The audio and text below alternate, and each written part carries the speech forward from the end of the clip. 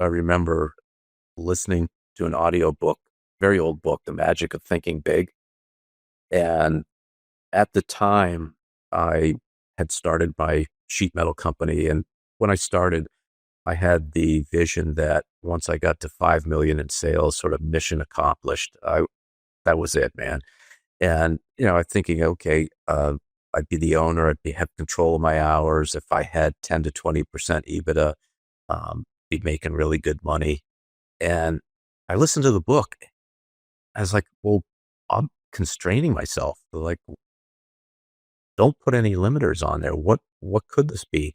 And from that point forward, I let the business, as long as we had metrics of profitability, uh, I let the business just go. And it it took off on its own. We created a product that there was a lot of demand for, and that gave me the courage and belief that don't put limits on things. Let's see where they go.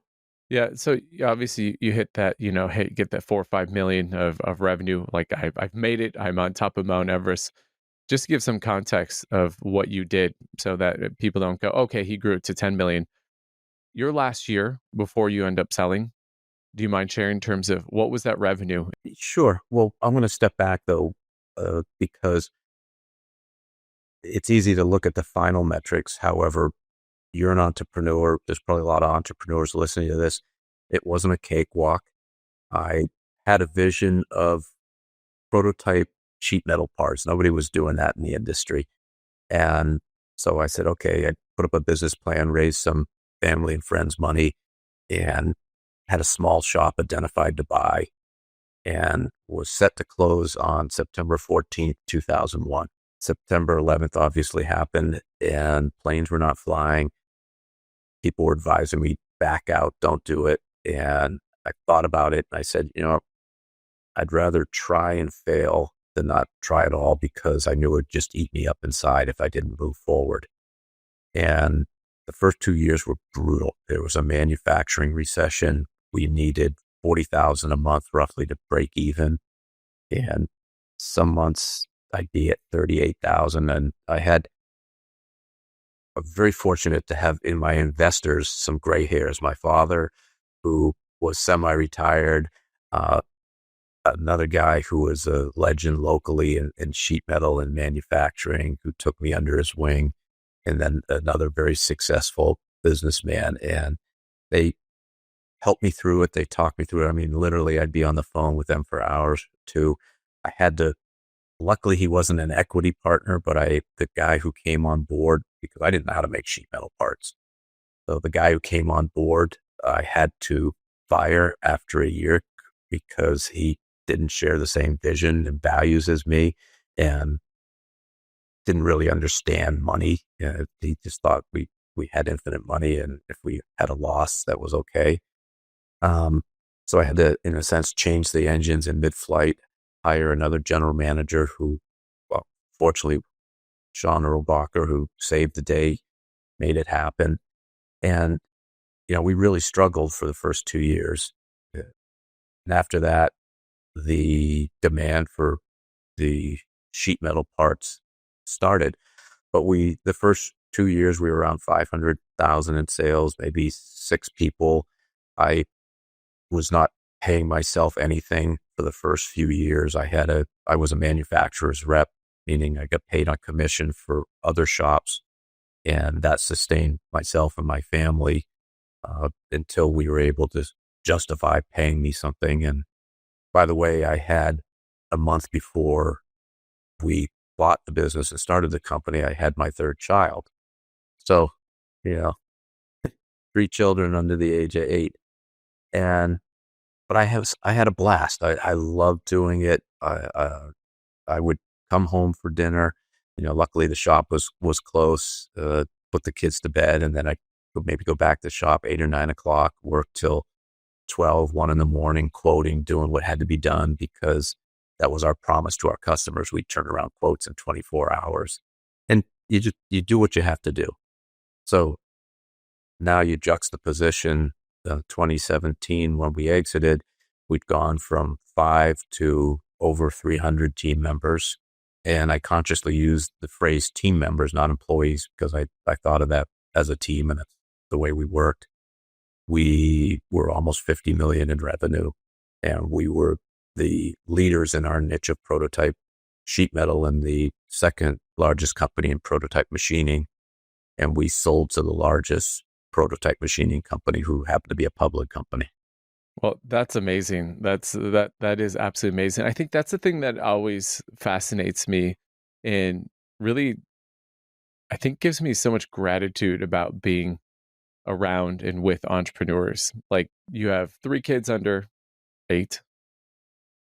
9/11 just happened, and everyone who was around then and remembers, like, that was a pivotal change in society, in life, and um in unnerving, yet you just kept going. And so I want to come back to the limit, this idea of limiting beliefs, but I want to talk a little bit about this idea of calling people team members, teammates, because you're actually one of the few people that like has consciously used it. It's a I do not like the word employee. I don't like the word assistant. And it's not that those are demeaning terms. It's just that it doesn't actually articulate the value enough. And well, this makes a little bit more sense, Jay, in terms of why you've been so successful, is because you didn't just go from, from 5 million revenue to 50 million in revenue. Is that I get the sense is that your whole team got brought along with that. And why do you think it's so hard? And why do you think so many uh, entrepreneurs and employers and people who are even growth minded, maybe in terms of corporations, they think of these things in these terms of like, I'm boss, you're the employee, right? Like, I'm knowledge, you're doing.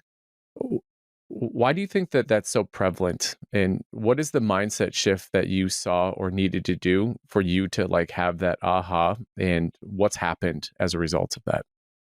I, I would say I was a hard uh, person to manage as a employee or as a team member. So I had a vision of how I wanted to do things. And one of them was that I didn't care what your job was at the company. I wanted you to feel like you were important, that you wanted, you had a, you understood what the vision was and you wanted to participate in it. And you knew that no matter what that role was, that it was going to have an impact for the team goal.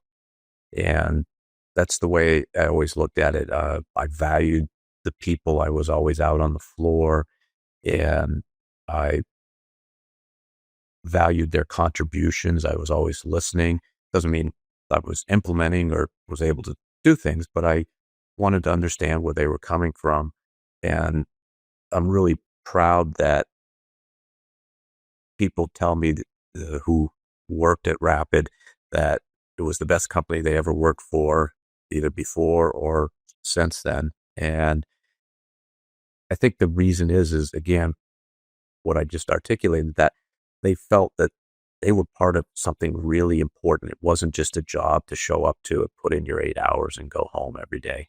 And part of that is our core values. And the fifth one was enjoy the journey, because I would tell people, and if you really look at it, no matter where you're working, you're probably spending more time with the people around you than you are with your family and your friends. And if you are not enjoying that time, then why are you there? And I wanted people to have fun. And when we sold the company, we were putting together some metrics for the buyer, and we we had over 100 unique ways that we celebrated as a team. And that was really, that amazed us. However, it was embedded in our culture, the celebration, that enjoying of the journey. Yeah, can you share a little bit more about that? Because that's amazing. 100 different ways that you celebrated. What were the ones that surprised you? Like, what are the top 3 that surprised you? Uh, well, see, this is where I had a COO who he's, he's the one who put it together, and he's the one who gave me that thing. But, one of them was, uh, even with all these different ways we celebrated, we would survey folks and we'd ask them, what could we do better? And I thought we communicated really, really well. And always in the top three things we could do better was more communication. And I'd be like, wow, we're doing all these things. However, what it told me is you can never over communicate with your team. And when you don't communicate, then you create rumor and conjecture. And if that's okay with you, that's whatever. But I wanted them to all be on board. And we were moving with energy towards the goal. And that way we needed to communicate. So I'll share some of the things that we did. If we saw one of our customers who there was a news article about them, we would either from the internet or newspaper, whatever, we'd clip it out. We had a bulletin board we'd share. For example, we made all the sheet metal and machine parts for the first 3D printer that went into space. So there were some news articles on that. And so everybody's like, oh, it's not just a part we're making, it's actually a product that we're contributing to that's doing something important. We had a customer, Real 3D, who was the ones who put in the 3D into the movie theaters. And in the early days, they get a contract and they had to create 200 projectors or more in a couple weeks. And so we would bang out the sheet metal chassis for them. And that way, but everybody knew it was like if you went and saw a 3D movie in the theater, the projector housing was coming from Rapid. Yeah. One of the more basic things I did was every month we had a team meeting, all hands on deck, and we'd do it out on the shop floor. And I had metrics which I'd go through. I'd tell them what was going on, the good, the bad, the ugly, and they really enjoyed that. And then if there were birthdays or work anniversaries, things like that, we would celebrate those, have cake afterwards. Um, from the early days, on Fridays in the summer, we'd had a grill and we'd go out and have burgers and dogs and stuff, and just ways to bring people together and recognize what they've done. Jay, it seems to me, and at least my experience being around you, is that there's a lot that you could be proud of in your life. You know, your kids, your life, your ability to travel, you know, this gym that we're talking about. But the thing that I'm always struck with is that you lead with a level of humbleness, that there's something greater than you. And what's interesting to me as I'm listening to you talk about this is that it's like you had a inverted organization chart. In a sense, yeah. Yeah, it's particularly unusual for manufacturing because it definitely was more of a top down historically. Yeah. It's instead of what can you do for me, you were asking what can I do for you? And just the awareness of that in creating the environment that there's something bigger than all of us here. And I think that is absolutely I think that's absolutely amazing. You're actually one of the first entrepreneurs outside of myself to actually hear proactively this idea of teammates. And again, going back to if you've ever been in a coaching room with me, is that I hear the word assistant. It bothers me. At the end of the day, and a quote unquote an assistant who is worth their salt is like the ultimate gatekeeper, the ultimate accelerant, the ultimate protector, the ultimate like just moat. And that's not an assistant, that's a partner. And so I call all of the people who are that to me my strategic partner, because that's what they are. And I heard someone in one of my workshops say it's not an executive assistant, it's an assistant executive. And that just that turn of phrase, right?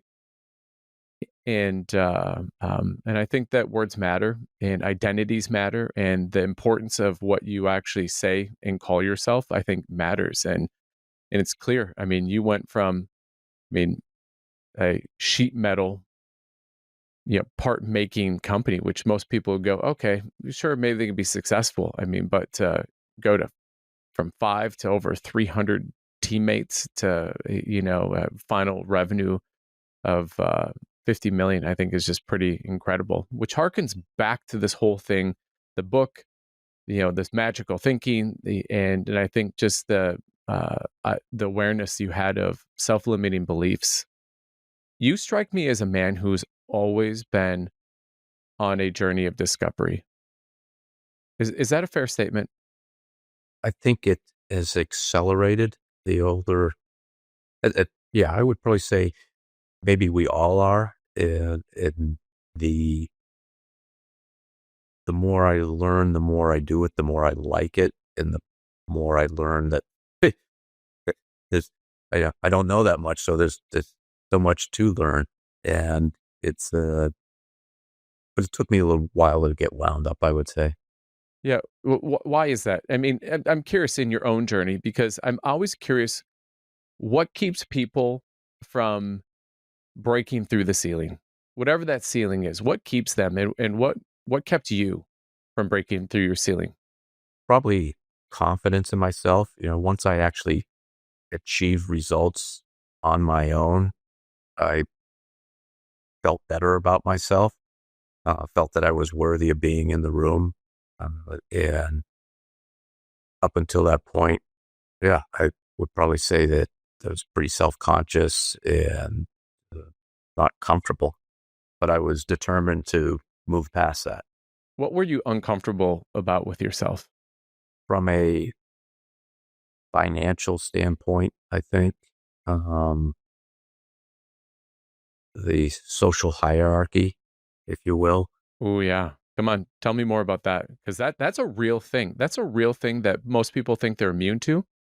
I was living in a suburb. There were a lot of the uh, men who I was around had the corporate jobs. They were moving up the ladder. And I remember that, God, you bring something back at a party, and this one guy who was the general manager of whatever company down in the Boston area, and he's talking to somebody else. He's like, "Oh yeah, I left a voice message. I recorded it 4 times until I got it right." Da, da, da. I'm like, I'm just trying to go. This is when I was out just selling stuff, and I'm like, I'm just trying to make a sale, and uh, get over to 100K in income, and I'm not on any career track. I didn't want to be, uh, but I did not know where I was headed. I think I always had that determination so that I would feel comfortable in that role. Do you think that that is actually the underlying symptom, though, of limiting belief is comfort? I don't know if comfort's the right word because I have always sort of liked being uncomfortable, being okay with being uncomfortable, but it's that confidence in yourself to walk with the swagger. And some people have it naturally with it's undeserved, but they still have it, right? Jay, did you come from a entrepreneurial background? Like, did your folks, were they entrepreneurs? I mean, are you sort of like the black sheep of the family? My dad worked in corporate jobs and then he went out on his own as a manufacturer's rep. So there was some entrepreneurial background there. However, his propensity for risk was definitely less than mine. And my siblings are all employed in uh, working for other folks. So in a sense, I'm the black sheep. I'm the least educated in the family too. Least educated. Yet here you are. You're still on this journey of discovery. And I'm curious when you look around at your peers and I've had a front row seat listening to you, and I can tell when you're listening to someone in the room, you can just like sense it. Like I can almost read it on your face that you're like hold on here for a second. Like are you sure? Like is that all that can happen? What are the three mistakes do you think that most entrepreneurs or growth minded individuals make in that journey of like breaking through? Well, I think one is trying to be an entrepreneur as it's scripted. And I'm going to really give credit to Dan Sullivan, who uh, gave me the permission to be an entrepreneur of my own skin and recognize that there's a lot of different ways to do it. And that a lot of people who are espousing the correct way have actually never done it. So it's follow your path, follow your instincts and your gut. And it doesn't matter if no one else does it that way, if that's the way that wins for you, do it that way, because that gives you the confidence and the comfort and the ability to operate in where you excel in, what coach calls the unique ability. So I think trying to be something you're not, and I was actually, before this podcast, I went out on a walk in the desert with a fellow, and that's something that he's just overcome recently, that he was trying to be pigeonholed into roles, and he felt that it didn't fit him. And he finally said, no, I'm not going to do it. And that has given him so much freedom. Um, I think another one may be the fact that you look at the vanity metrics, the success stories of these unicorns and all that, and that you got to take money, and you really, I do some coaching of entrepreneurs, and what I always ask them, what's your end goal? Is what does success look like in 5 years? And not necessarily from a metric of financial success. What do you want your life to look like? And it may not, if you're going to be a unicorn, if you're going to take somebody's money, particularly VC or private equity money, they expect results, and you're signing up for something. Is that what you want to sign up for? Somebody may be really happy having a $5 million sheet metal shop and saying, I want to give back to my community, get involved with a nonprofit, or the activities that I can participate with my children at a certain point in my life. Um, and it's not a financial one, but I remember talking to one entrepreneur, and he was trying to decide whether to move his office out of his house because he wasn't as productive there, but he liked having his office in his house because he could be a chauffeur for his daughter, who was, I think, 13 or 14.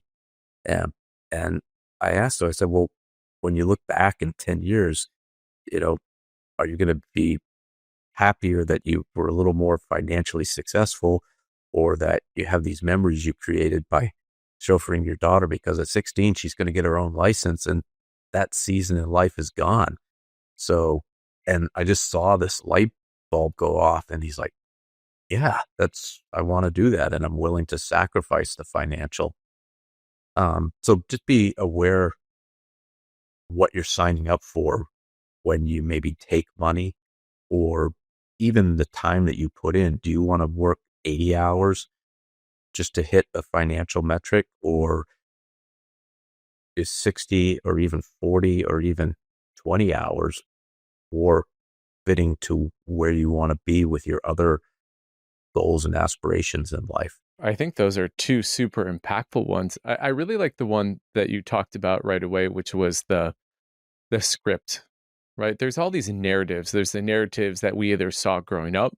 There's the narratives that we actually build internally that aren't maybe necessarily true. There's the scripts that we see like on social media. There's the scripts of like when we maybe are part of like local or regional sort of groups of business owners and entrepreneurs. Why do you feel like that is such an elixir that sucks people in, these scripts and these stories that we tell ourselves?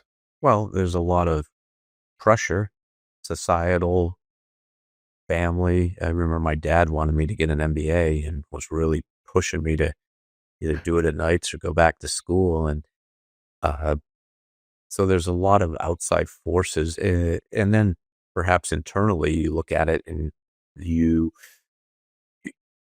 you don't have to think that hard. I can follow this script. Um, Whereas sometimes self-reflection is hard to really understand the underlying motives of what drives you. And it may uncover some things you don't really want to uncover or talk about. Um, so yeah, scripts are, I guess if you want to think, scripts are a default mode, and it's it takes effort to get out of that default mode. Yeah.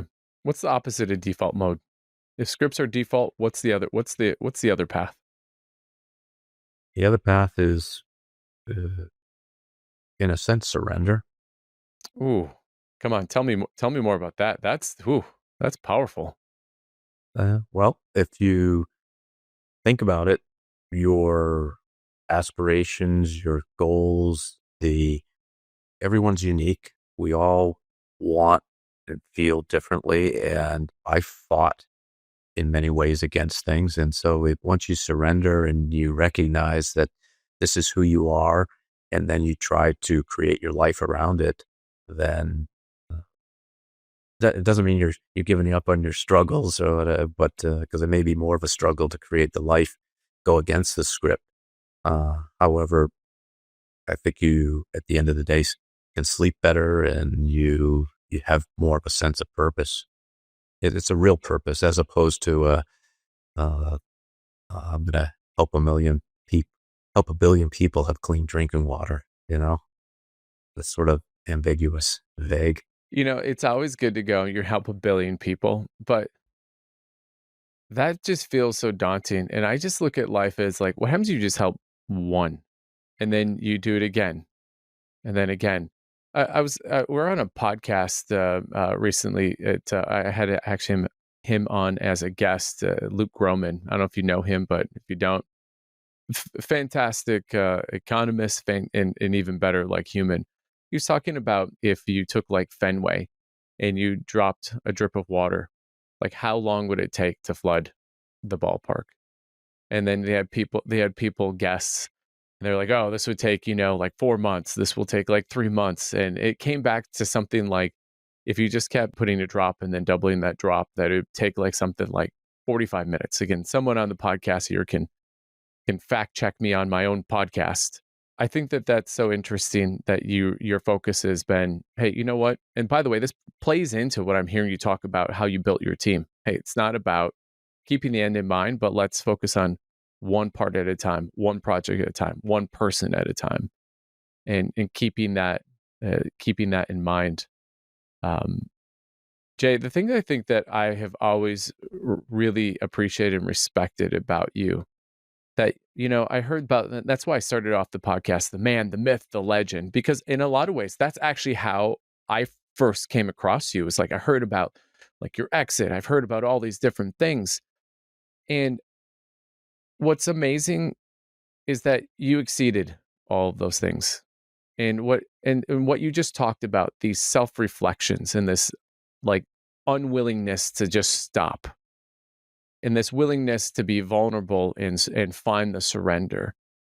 Uh, I'm really curious if you would share with our audience when you think about these self reflections that you maybe have had to surrender to, what were some of the ones that were, as you mentioned, that you're maybe were unwilling to for a long period of time to maybe claim as your own? Like, yep, this is my shit, right?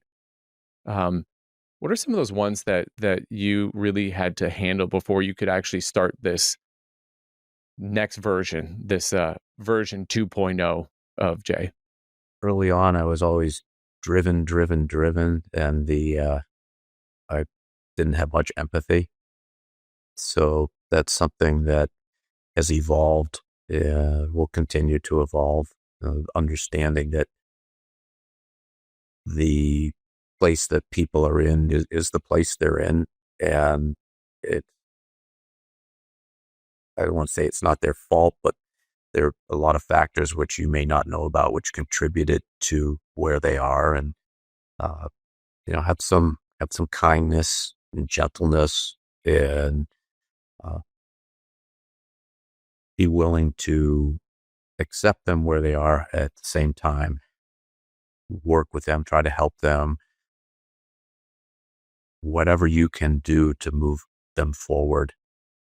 So that's been something that's uh, not, I would say, I'm more of a left brain, and I got a mechanical engineering degree. Just always, you know, very analytical, and so learning the other side, that's probably just so much more natural to other people. It's not to me. Yeah, it's hard to pivot table empathy, right? You can't spreadsheet it out. You can't build a formula around it. And How do you find empathy, and where did that have the biggest impact for you? Well, so I've since my exit, I've been doing some more non-traditional ways of exploring the I'll say the energy side, the right brain side, and in particular, uh, I went to a center, a retreat center, and did some a different type of plant medicine. That was the change in me was so noticeable that my children were comfortable enough to go and trust that it would help them in their lives. And I feel really, really grateful that I was able to introduce them to it at their age in their 20s, where it can make an impact when they're starting out. And it's been so impactful that they have, on their own accord, gone back and done it again. Yeah, they the gift that I think I was able to give them, but they were able to receive because they saw it in myself. Yeah.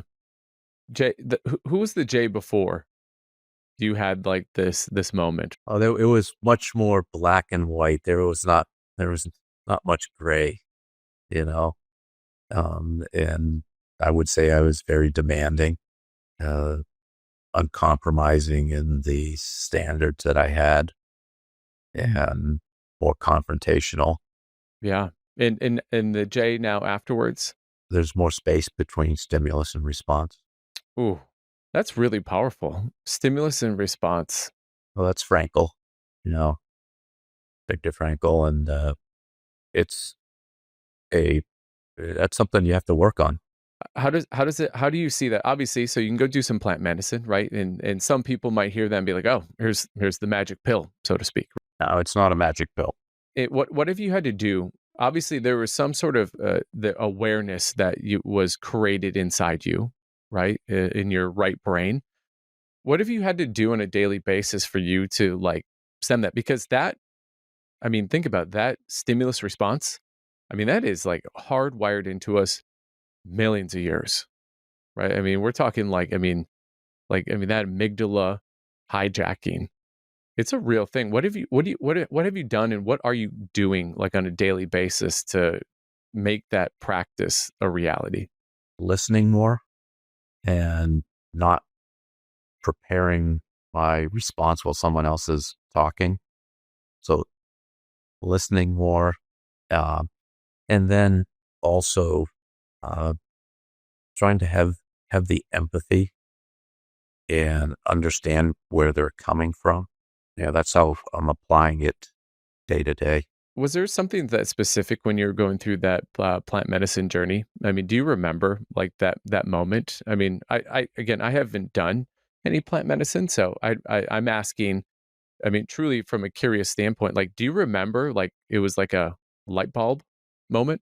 I would say light bulb moment, and I've done a few different types, not a ton, but the one that's had the most impact is just show me how beautiful life is, and how a lot of other things that I thought were important that I might be confrontational about.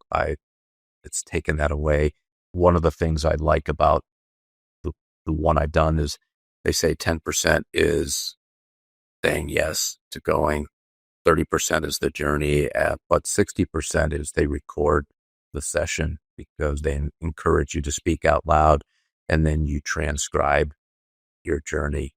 And it can be done with any medicine. What you remember, you don't always remember everything, and then you don't always remember it the way you thought you did. So having the audio recording so you can transcribe it, there's so much gold in that. It gives you something to move forward with rather than, oh, that was an interesting experience. What was more scary to you, the saying yes or the last 60% of what did I say? I would say it really wasn't, none of it was that scary. However, there's some apprehension in listening to yourself because your ego is suppressed and you're talking more honestly.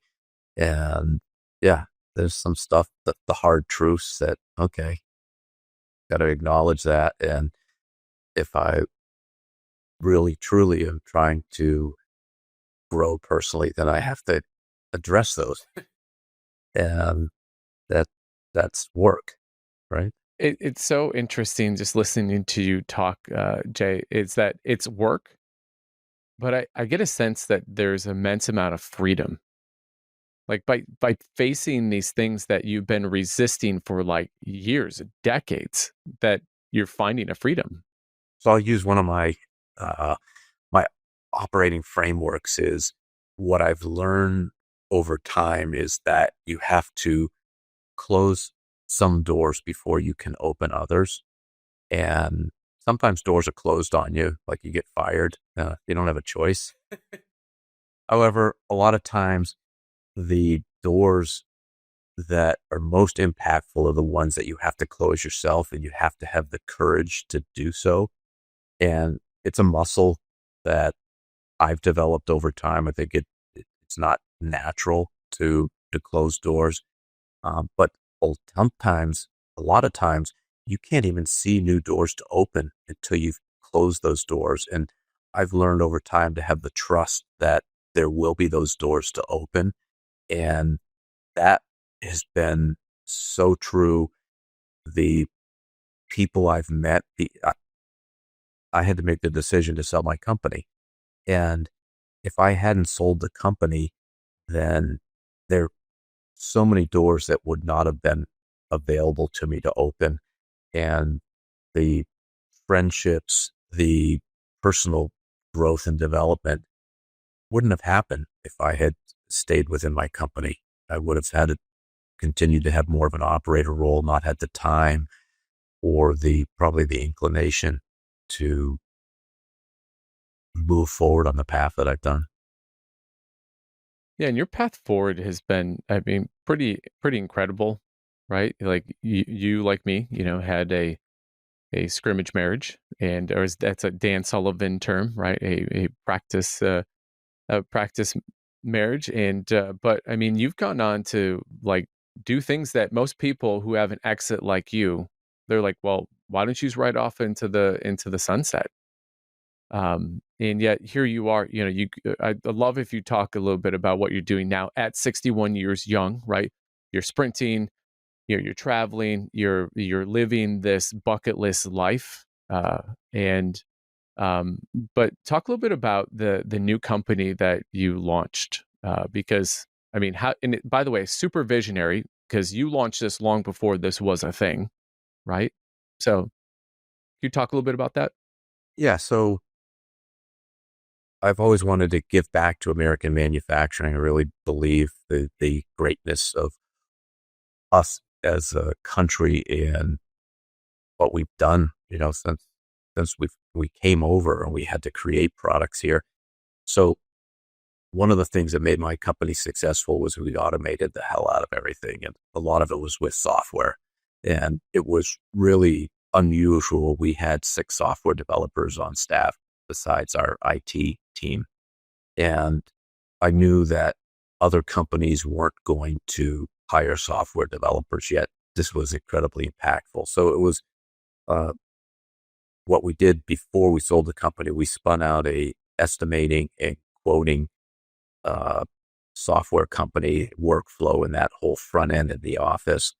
And that's done on the cloud. The company's called Paperless Parts. And the opportunity was we had a couple pivots in the way that we put it to market, but it really, and I'll go back for a second. The company who bought us didn't want me to operate in this company after the sale for whatever reason. They thought it was competitive. And so during the sales process, I came up with a strategic coach tool, used an impact filter, and I put on it what had to be true the day after the sale for me to be happy. And so I ended up with 11 metrics. I hit 10 out of the 11, caved a little bit on the price. But one of them was I had to operate unfettered within paperless parts because I wanted that company to be successful, and they wanted to shut me down, and I could only uh, have the money in there, and that was it. So I walked away from the deal and blew everybody's mind because this was a six-figure deal, and they excuse me, not a six-figure, a nine-figure deal, and nine-figure deal, and the but that was important, and I knew that I wouldn't be happy if I wasn't allowed to contribute to paperless parts. So what I was fortunate enough to do is be discovered by my co-founder, Jason Ray, and he found me on LinkedIn, and we built the rapport and relationship where he was able, I had the trust that he was able to take this vision that I had, drive it forward, and put his own spin on it. And so and this is something I'm trying to duplicate now, but he is an incredibly high agency person. And maybe we can go back and talk about high agency in a bit, but he was 30 at the time. So he had some life experience, but still was really hungry. And success at this company was going to be life changing for him and his family from a financial sense. So we are now we're VC funded. It's a different path than what I did at Rapid, and we are the by far number one company out there for quoting and estimating software for companies making parts, machine parts, sheet metal parts. And Jason has outgrown me. Part of my role was coaching, mentoring him, advising him in the beginning, and he's just a rock star. He's crushing it, and we are I think an important part of the renaissance in American manufacturing. The We're going to have to use as a shop the technology to automate because there aren't as many people, and we have to just do things faster. We've got to be more efficient, and so we are giving them a specific tool, but we're also sort of dragging them all into more technology. And I'm super excited. Next week, we have a user conference in Boston. We'll probably have over 250 shop owners and key people at the shops. And beyond the fact that we get to show them some of the stuff we're doing with our software, you have some of the brightest minds in parts manufacturing in the company because these guys are, they're running $100+ million shops in many instances. They are the innovators. They're at the tip of the spear. And now you get these people who, this isn't a trade show. They can sit down with a peer or two for a half hour and just exchange. We sort of look at ourselves as the honeybees. We're pollinating the job shop manufacturing. And I think that paperless, as we evolve and we become more embedded in the renaissance, it's so much fun to see where the industry's going and what the potential is. And now with the tariffs and just the fact that we have to do more on U.S. soil, it's becoming more and more important for these shops to get more capacity, become more efficient, and be able to handle the onslaught that is coming. Yeah, well, I think that's a lesson, not even just like shop owners. I think any business owner, any entrepreneur should be thinking about that. This is an opportunity, not necessarily a fear, but the opportunity to evolve, to reinvent, to be able to think about the things that it's like the Four Seasons CEO, like systematize repeatable so you can humanize the exceptional, right? I mean, that's in essence what this paperless parts is going to help these shop owners. Yeah, we used to say at Rapid, we wanted to automate the road so that people could value add. Let's go back to this agency thing. I love the word agency. I think it's the most underused but most powerful like human momentum accelerator. So talk how do you define agency and more importantly, when you said high agency, what do you mean? And relate that back to Jason. Someone who has agency, they happen to life whereas someone who doesn't have agency, life happens to them. That's a real basic way of putting it. Um, the someone who has high agency, if they're on your team, they're running through walls and they don't come to you with problems. They don't even come to you, tell you how they solved it. They just do it and keep moving, and you may find out about it and they're like, oh yeah, So a way to think about high agency is, and I heard this on another podcast, is you you go out on a bender and you're on vacation in some third world country. You wake up in a jail, dirt floor, and obviously no AC, and you're handed a cell phone, and you can make one call to one person to get you out of this place. Who are you going to call? That person is probably the most high agency person you know. Wow, that's a really interesting sort of call to action question. Who would you call?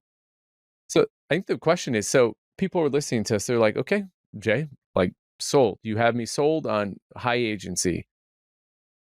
Is that innate? Is that learned?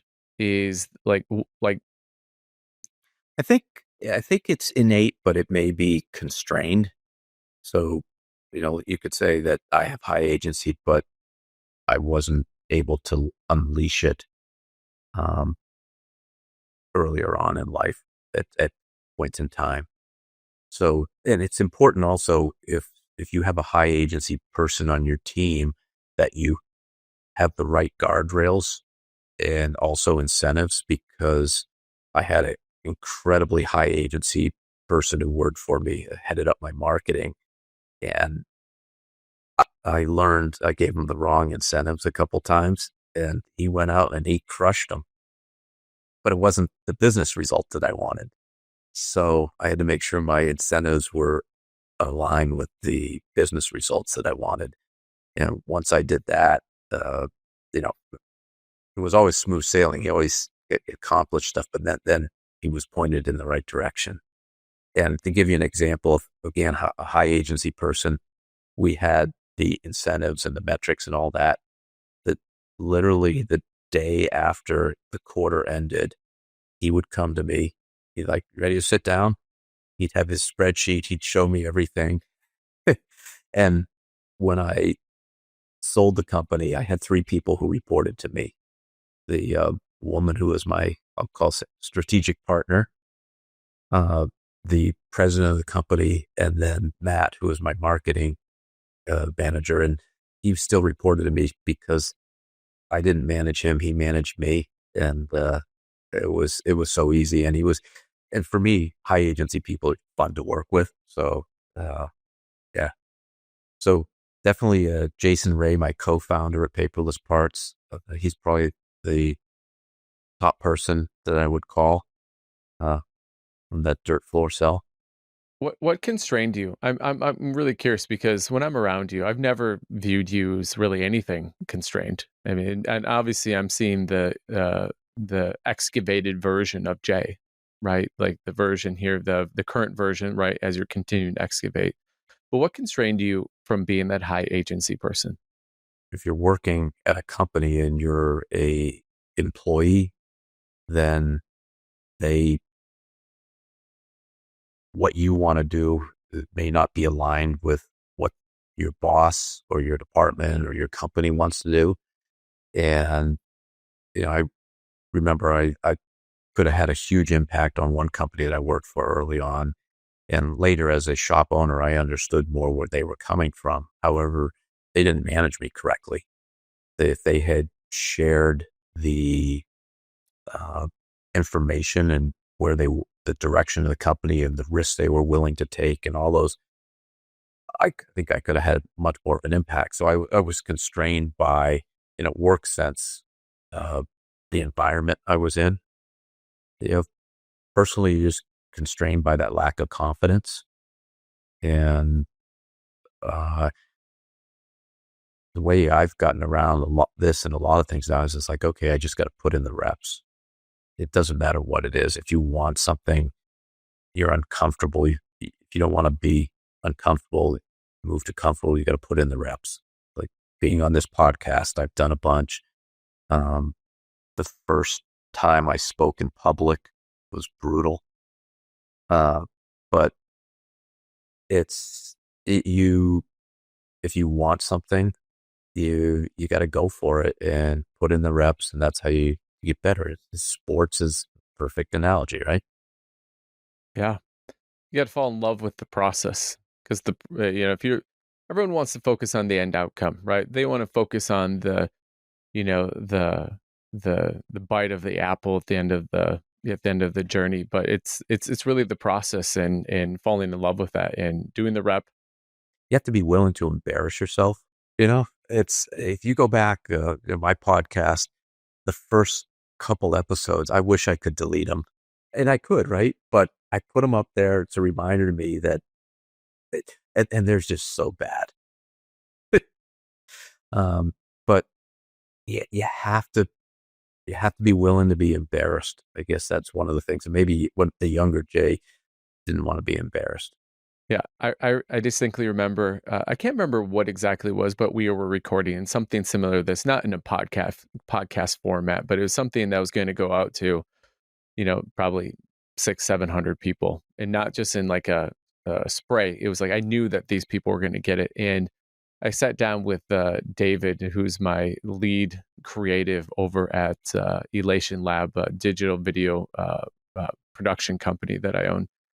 And I remember him sitting down and him going, "Well, good news is this is the worst we'll ever be."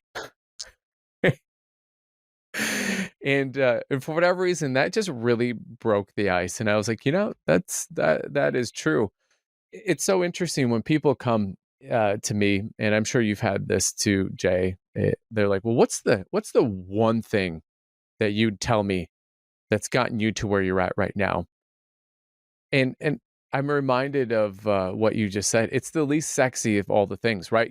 Someone wants to go, if you read this book, if you do this framework, right? And these are all things that will help the excavation and development. But the thing that you just said, I think, is the most impactful thing. And it's so simple that it's profound.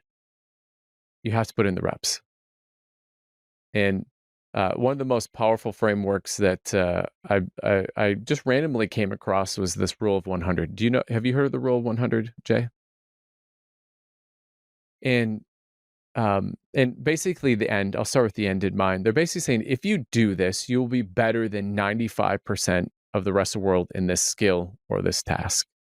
And the rule of 100 basically says that if you spend 100 hours on any one thing over the course of the year, which comes out to be between 16 18 minutes a day, every single day, that you will be better than the rest of the world at this task, like 95% of the world in this specific task or thinking or mindset.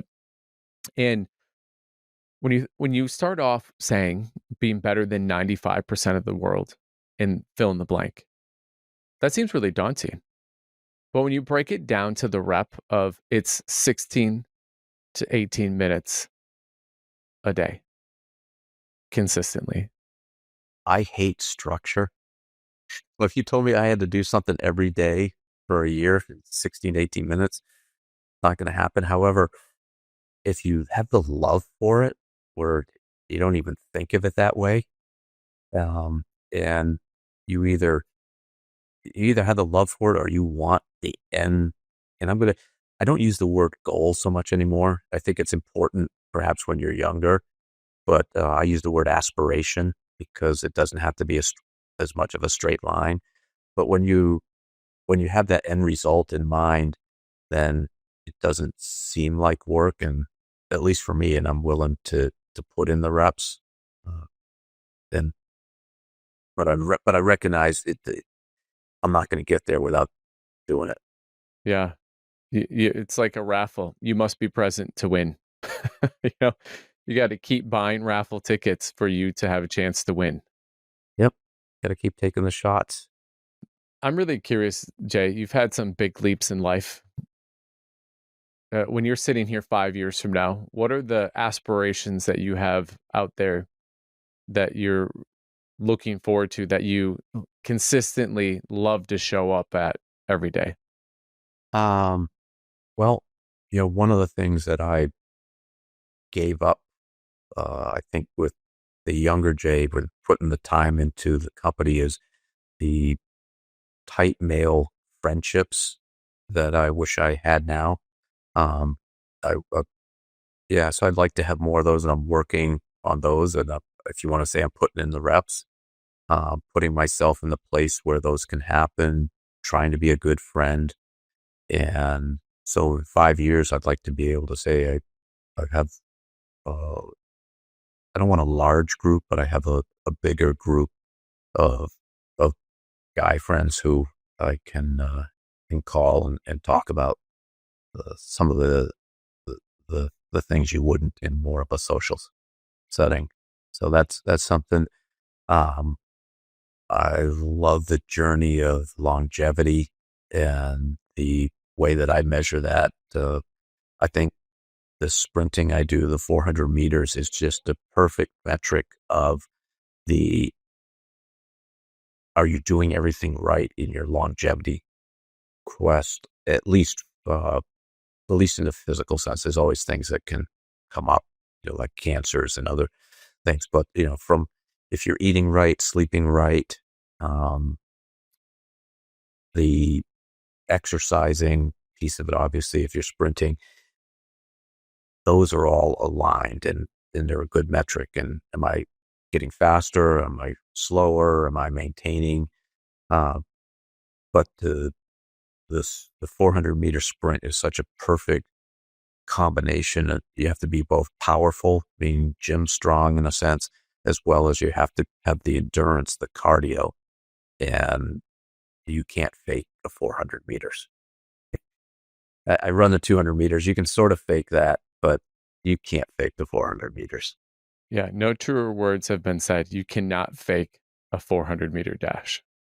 And for those of you who've run it, man, you come around that last corner and that last 100 meters feels a lot longer than 100 meters. And you can't lie to yourself, because if you are really, really pushing it, you get this window of black on the sides that just keeps coming closer and closer. And all you see is the finish line. And you're just at that oxygen deprivation level that you've given it your all. It's such a wild feeling. It is. So do you have what aspirations do you have for your track, your sprinting? I would love to be able to run my age in seconds. So uh, that's the aspirations. This would be a 61-second 400-meter this year. I don't know if I'll get there, because I say they're aspirations. I'm not so dedicated that it's the most important thing in my life that I've been willing to give up going out with friends, going traveling where I may not have the ability to train consistently. Um, However, those are directionally what I'm trying to do. Yeah. Yeah, so keep going. You talked about like deep relationships, longevity. What else? I'm trying to put myself in the path of meeting young, high agency people that where I can contribute, they can contribute, and we can create more companies like Paperless Parts. And that to me is a lot of fun. And it's it's so easy, doesn't feel like work. However, if if we can create value in the world and create value for my co-founders, then yeah, I'd love to have one or two of those under my belt. Yeah, pretty tough to want to retire from a life like that. Yeah, it's not work. No, it's not work. It's not work. I get to be around interesting, highly energetic people, and they they they make it worthwhile. Yeah, it's like you're playing, just with a lot more funding behind it. Hey Jay, I wanna talk about a book. And this actually, we run in the same entrepreneurial like coaching circles, and we hadn't known each other, we had talked with each other, but I feel like this was like the gateway book for you and I, our relationship. And I can't remember what the context of it was, but you brought up the book Die with Zero and how you thought about it and how you were implementing that in your life. I just remember going, I need to know this guy. I was like, I need to know, not because he's doing it, but he has the context, and where's the genesis of this all coming from? Where's the heart of what's driving this? And so, first off, for the audience, would you share just what the book is, what's about, and how has that manifested itself into your life? Sure. Bill Perkins has written it. He's a uber successful, I think, natural gas trader down in Texas. And the book, it's the title he doesn't really think is the best, but it's what the publisher chose. It's about at a certain point with your money success, what are you going to do with every dollar after that? Because if you don't have a plan now that your basic needs are taken care of, then why are you spending the time working? So he maximizes his life for experience.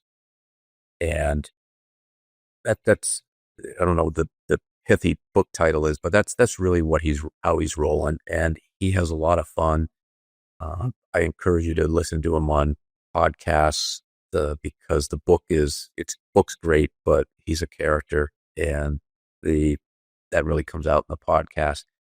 There's a couple things that really resonated with me, and it changed the direction of my life. And I wish I wish he'd written his book, when I was back in my 20s,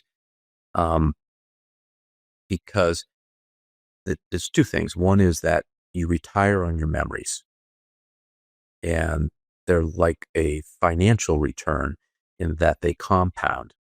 And so you can think about it when you have a great adventure with your buddies, but you're not always having great adventures with your buddies, but you get together, you talk about your adventures.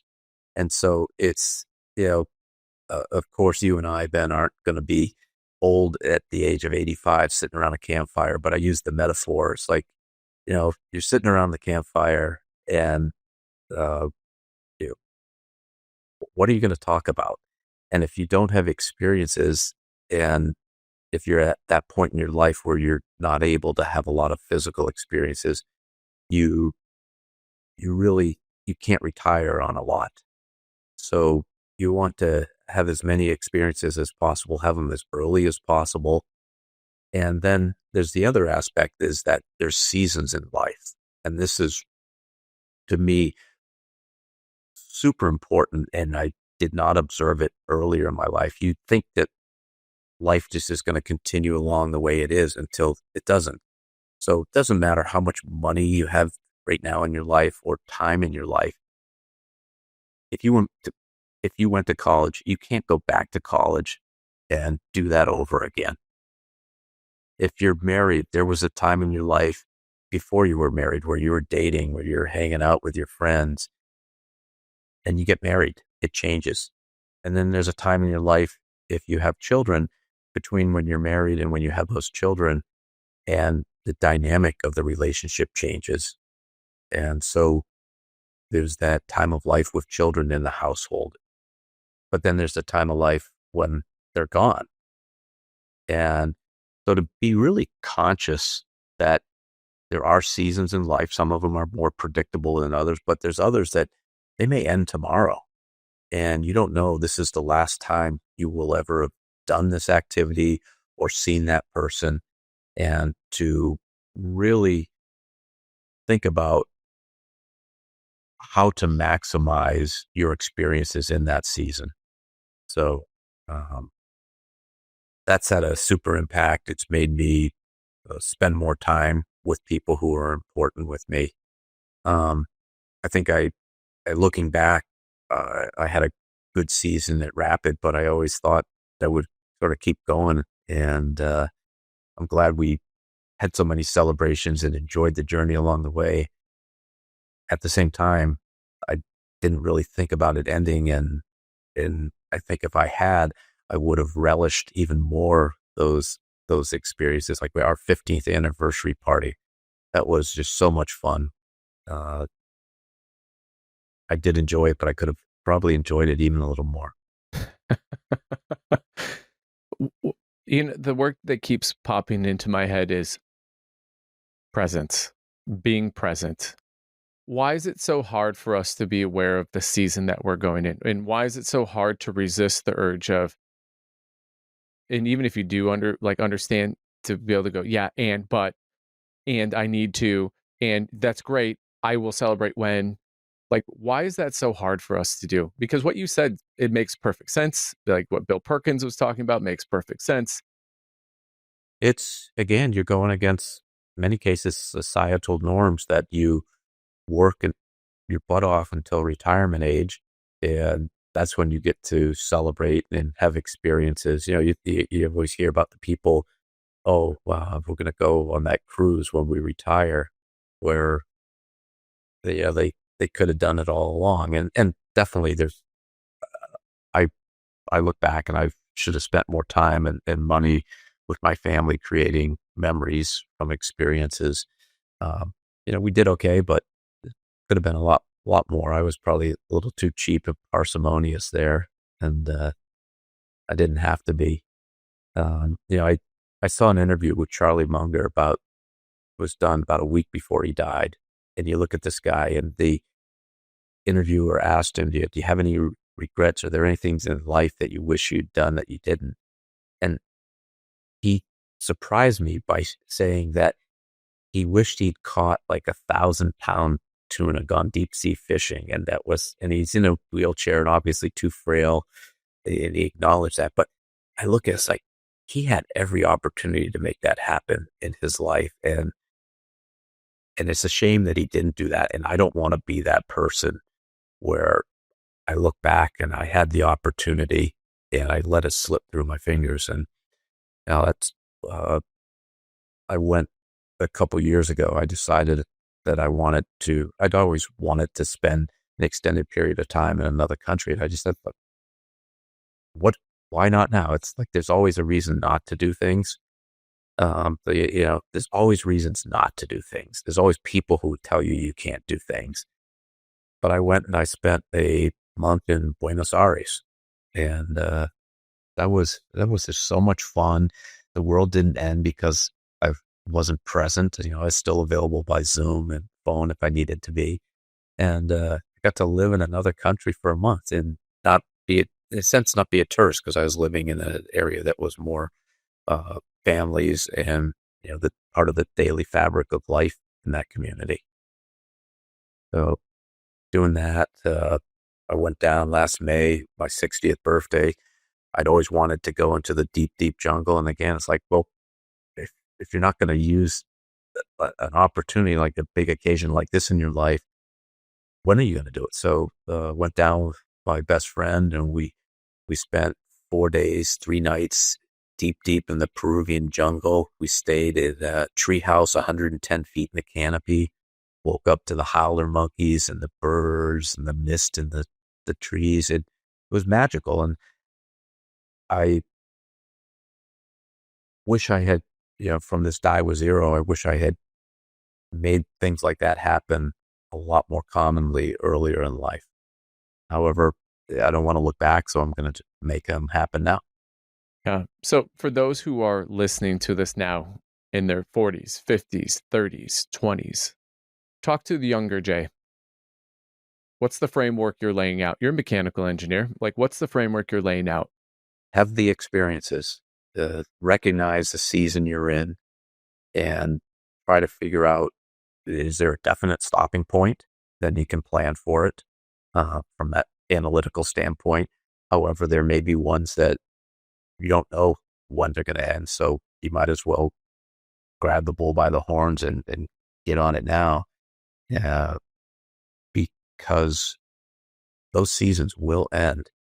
And particularly the ones with your children, uh, and at certain ages, when they'll hold your hand going into the store, um, before before the cell phone, and they have the earbuds in. Uh, but even then, when they're teenagers, create the opportunities to help them disconnect and have that family unit. Recognize the time with your parents. They're not always going to be around. And so the younger Jay is, don't worry about being embarrassed. Don't worry about doing things that are not what your peers would say you should do. Do what feels right for you, and you will enjoy life more. And you will have more memories to retire on. More memories to retire on. I love that. Jay, thanks for being on the podcast today. Man, I'm going to go back through and listen to this. So many gems, so many just like nuggets of wisdom. If people want to find out more about you or listen to more things about you or read more things about you, where do they find you? I'm not really on social media. You can find me on LinkedIn. If you do Jay Jacobs Paperless Parts, I post stuff that's more manufacturing related there, but otherwise I'm not really on social media. Somebody wants to get in touch with me, they can email me jay@accelerist.com, and that's ACCELERYST.com. I try to fly under the radar a little bit. After today, I don't think that's going to be true. You're a gift, Jay. One of the things I like to do is give my guests the last word. Let that ripple, right? That little piece of wisdom. And you already imparted some just right before this, but what do you want our audience to leave with? Well, first, Ben, thanks for having me on, being a great interviewer to get me to open up on some of these things. And I think that's the theme that I'll end this with is the gratitude to be in your presence here, the gratitude for the people who have helped me achieve what I have achieved, and the gratitude for the people who support me and who make a difference in my life. We're not walking this path alone. We're helping each other home. And thank you for being a part of that today. Hey, you're so welcome. Thank you for sharing so generously. And just that last line, helping me get home. Right? That's beautiful. Jay, thank you so much for being here. Love the conversation and looking forward to many more with you. Me too. Thank you for listening. A big thanks to Elation Lab for the production and creative design. Remember to like, subscribe, and follow us on YouTube, Apple Podcasts, and Spotify. Keep listening for more Max Life.